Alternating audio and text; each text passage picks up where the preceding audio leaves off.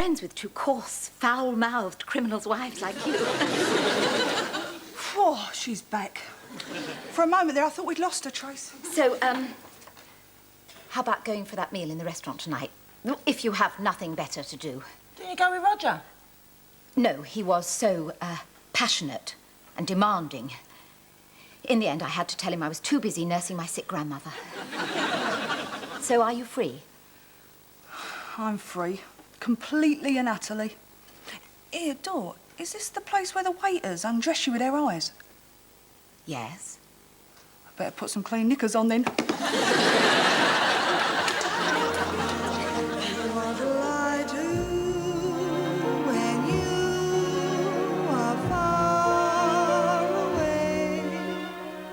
And there'll be more from the Birds of a Feather after Easter. When I'm alone with only dreams of you that won't come true, what'll I do? That won't come true, what'll I do?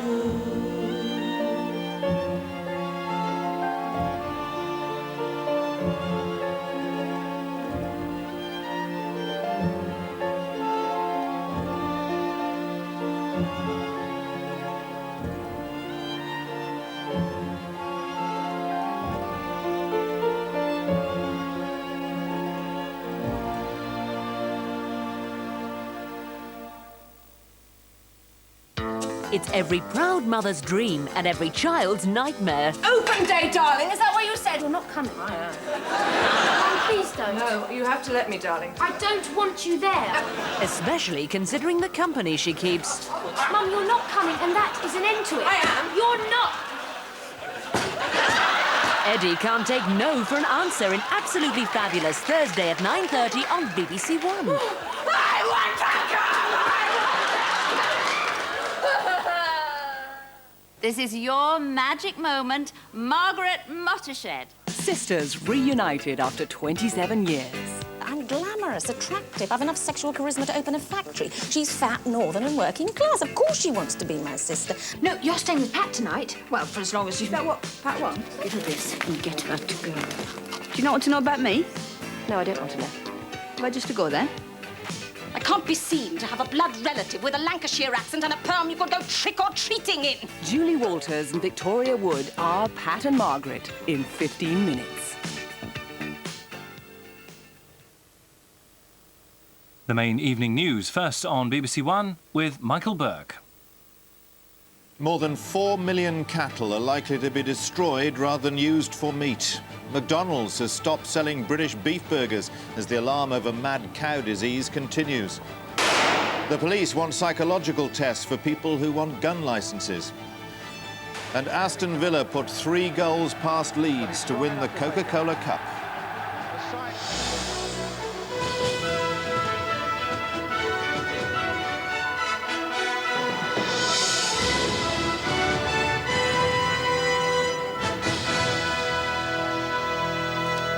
Good evening. The government's hopes of stemming the panic over so-called mad cow disease appear to be concentrating tonight on a plan to stop more than 1 in 3 cattle being used for food.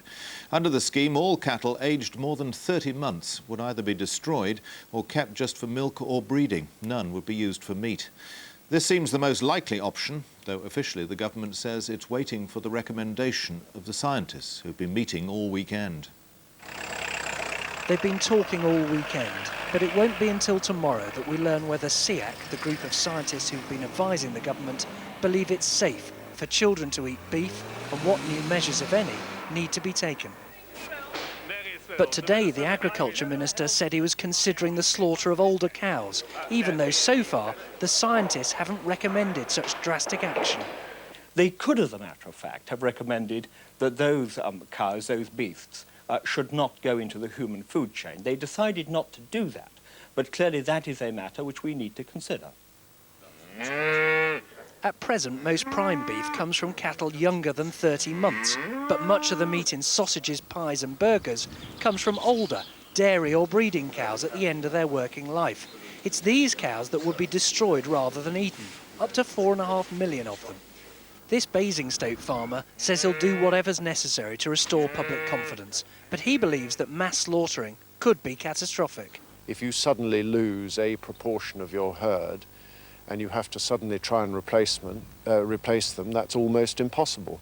Well, to suddenly have to rip those out is heartbreaking. The Liberal Democrats say they'd back a policy of slaughter if it proves necessary. I don't think we should embark on a mass slaughter of cattle unless we're sure it's necessary. Many farmers have emphasised to me that they've built up their herds over a lifetime, and it really is a last resort. Labour would back it too, but they say it's not the complete answer. So it would be possible to construct a selective slaughter policy which would accelerate the rate of decline in the number of BSE cases, but it's not a panacea. Any slaughtering policy would be hugely expensive. The government would look to Europe to share the bill. Ministers want to ensure that they're ahead of, not behind, the next measures proposed by the scientists. Nick Robinson, BBC News. The McDonald's fast food chain has stopped using British beef in its burgers. It'll use imported meat, initially from Holland, instead. The company said it was taking action because the public is losing confidence in British beef. Other food companies say they're watching developments. McDonald's has taken British beef off the menu at its 660 restaurants. It's an attempt to win back sales lost because of the collapse in consumer confidence. Beef will be back on sale from Thursday, but the burgers will be made from Dutch meat. We serve nearly 2 million people every day. The trust and confidence of those people is my primary responsibility. I can understand, as a parent myself, their bewilderment and their confusion. Nice beef. Lovely, thank you. A more traditional Sunday lunch is on offer at the White Hart near Basingstoke. Roast beef and Yorkshire pudding, but business is slow. The beef sales have dropped substantially. They may come back. There are the people who say we're going to eat beef regardless, and there are people who normally eat beef are not. For some people, beef is one of life's essentials. Until they prove categorically that there is a link between the beef and the mad cow disease, I'm going to continue eating beef. I think the problems were a few years ago rather than now, so it's too late for me, isn't it? Now the national dish gets only qualified approval from the government, while some scientists make ever more doom-laden pronouncements. It means that we have to get rid of the infected herds and replace them in a sensible way on new ground. And that is the problem, because the infection can persist on grass for years. That is complete and utter nonsense. I'm sorry to be so categorical. There is no evidence whatever that it persists on grass. While the arguments continue, the beef industry remains paralysed. Livestock prices are down 30%. High street sales crash.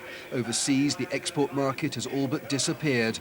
A £4 billion a year trade is facing ruin. Richard Wilson, BBC News. More than 100 Serb prisoners have been freed by the Bosnian government, but the Bosnian Prime Minister said he will not release men suspected of war crimes.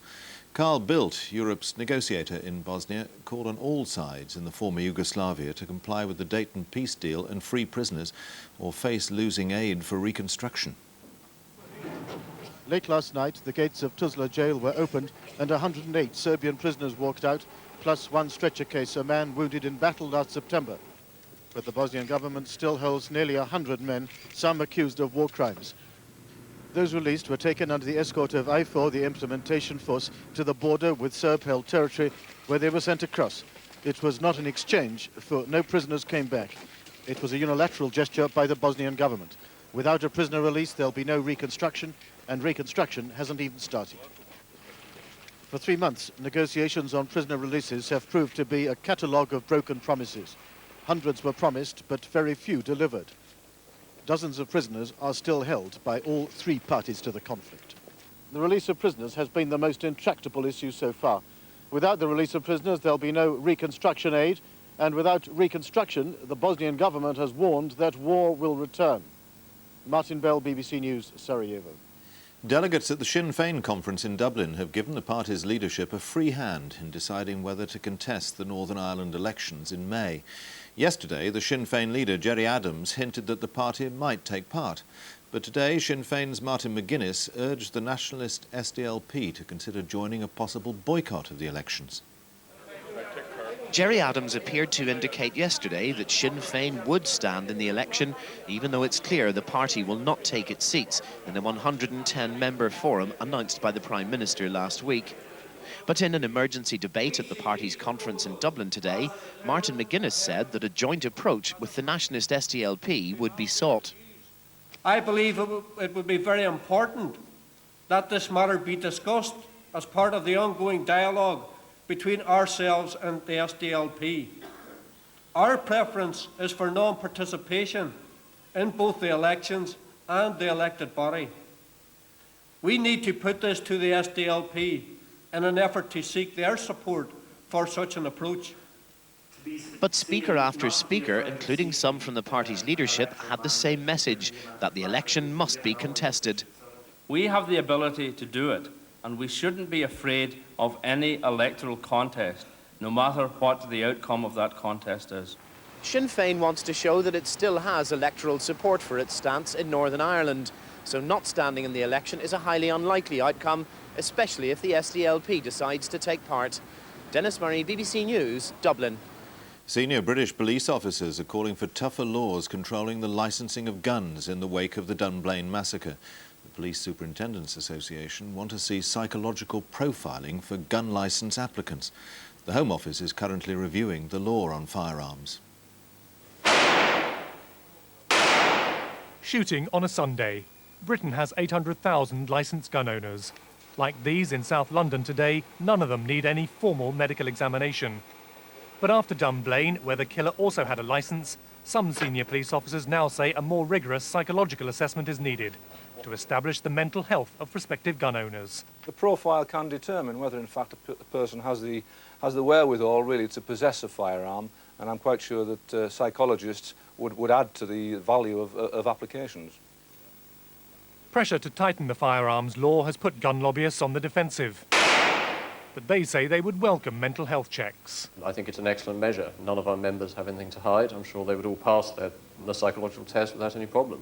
It seems a very sane and sensible solution to the situation that's occurring at the moment. The police are also proposing a law to force licensed owners to leave guns and ammunition at clubs, rather than having an option to take them home. But on the issue of psychological profiling, the British Medical Association is already predicting problems. We just don't have enough psychiatrists, or indeed psychologists, to actually do profiles of the 800,000 people who obtain licences each year. And the first thing we have to do is to actually say, do we actually need this many licences? In other words, do we need that many people holding guns in their homes? Psychological profiling is one of a number of security measures currently being debated. With a total ban on some weapons still a possibility, legitimate gun owners are keen to respond positively to anything that allows them to continue with their pastime. Duncan Kennedy, BBC News, South London. The cable, television and phone industry launches a £12 million advertising campaign tomorrow aimed at attracting new customers. BT is already losing 50,000 customers a month to cable and has launched a retaliatory campaign. Maureen Campbell enjoys chatting on the phone, but like many people in urban areas, she's now got a choice of provider. Bewildered by the whole idea, she's ended up with two lines. One from BT, the other from her local cable company. They couldn't sell her their television service, but did persuade her to give their phone service a try. I've left the BT phone on so as to see what sort of service the cable company can give me, balance them up, prices, and see which one I settle for. Cable's whizzy fibre optic technology. The new cable advertisements are designed to make choosing simpler. They give one brand image to the multitude of different cable companies. Their message, cable prices are usually cheaper than standard BT charges. They hope the ads will accelerate defections from BT. We've now passed around 6 million homes in the UK, and we have 1.7 million customers who have connected to cable. That's almost 30%. There are very few consumer goods brands in this country that can manage that kind of connection, and we're growing at the rate of between 50 to 70,000 connections per month. So BT is running a retaliatory campaign. Sure, its standard charges are usually higher, says the company, but some people can get big discounts by subscribing to one of its 4 alternative pricing deals. And BT says its service is good. We're glad you decided to come back. In 5 years, most British households will have access to cable. The project will cost more than the Channel Tunnel. But in such a competitive market, it won't be easy for the cable companies to make money from their investment. Evan Davis, BBC News. Aston Villa have won English football's first major trophy of the season, the Coca-Cola Cup. In the final at Wembley, they beat Leeds United by 3-0. Given the relative league positions of the two clubs, it promised to be an enthralling, fiercely competitive cup final with as many fireworks as they let off before the start. Had Leeds played to anything like their potential, it might have been. As it was, Villa outclassed them, and once Milosevic's stunning strike had put them ahead, they won much as they pleased. He had been accused of being shot shy. He'd obviously been saving up for Wembley. It took Leeds until the second half to produce any sort of response, but Bosnich was equal to the threat. 5 minutes later, the Leeds revival was permanently punctured as another flowing move pulled them apart and Taylor rattled in another memorable goal. Now it was only a question of how many more. Remarkably, given Leeds' lethargy, the answer was only one, in the last minute from the deserving York. Seldom can two such apparently well-matched teams have produced such a one-sided final. Villa thoroughly worthy winners. Meanwhile, Manchester United have gone 3 points clear at the top of the FA Carling Premiership by beating Spurs at Old Trafford. Once again, it was Eric Cantona who scored the vital goal that opened up the gap with Newcastle, though United have played 2 games more. Kevin Geary, BBC News. That's it. That's all from the newsroom this weekend. Good night.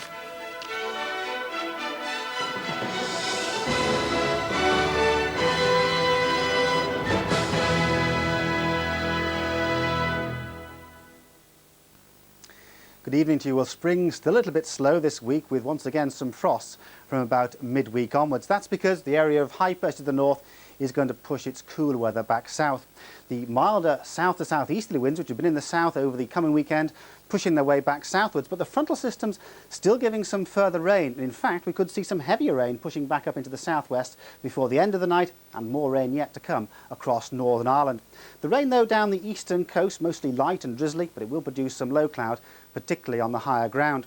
Clearer skies, though, across central parts of Scotland means again a frost, temperatures as low as -4 degrees. The southwest probably near +6 to +8. On Monday, those fronts still close to the southwest, so some more rain around. In fact, that rain could push further north into northern parts of Wales, southern parts of the Midlands and the southeast through the day. Still some further light rain and drizzle near those eastern coasts, but for many northern and western parts of Britain, once again, a good deal of sunshine. Just a light easterly breeze in the north, but quite a stiff breeze down those eastern coasts. And again, it's going to be chilly. Temperatures only about 5 or 6 degrees. The highest temperatures still in the southwest. The high closer on Tuesday, the fronts moving away and taking their rain away. Good night. On Crimewatch UK this month, we have more important cases where the police need your help. In Leeds, can you help provide the motive for the murder of 20-year-old Deborah Wood? Her movements in the 10 days before her body was found are a mystery. Maybe you can help with the answers. And the abduction and rape of a woman from Oxfordshire. Someone watching must identify the 2 men responsible. That's Crimewatch UK, Thursday at 10 on BBC1.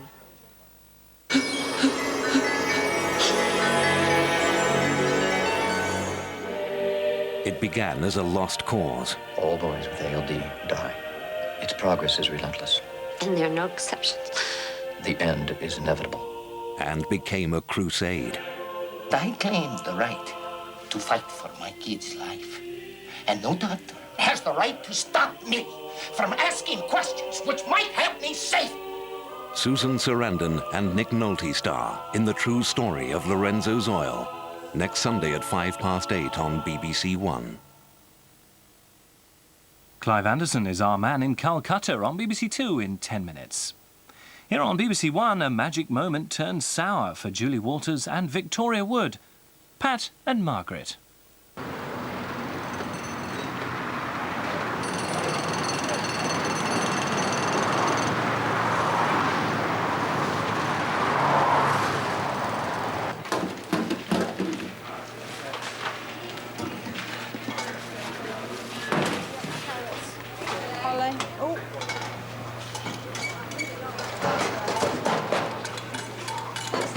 Thank you.